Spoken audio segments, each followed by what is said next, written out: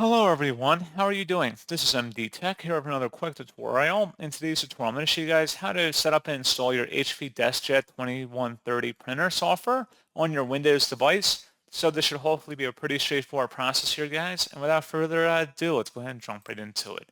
So all you have to do is open up a web browser, and into Google search, you want to locate or search for HP DeskJet 2130 support drivers. Go ahead and search for that.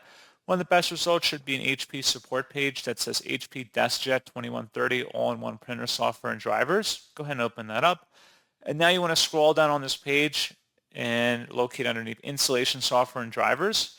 There should be an HP Easy Printer Setup software package in here. Select download.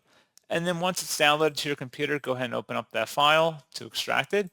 Should be a signed file or driver from HP Inc. Select yes, and then proceed with the setup wizard like you would most normal applications, and then customize it depending on your needs. And that's all you have to do. So pretty straightforward process, guys. And as always, thank you for watching. I do hope that I was able to help you out, and I do look forward to catching you all in the next tutorial. Goodbye.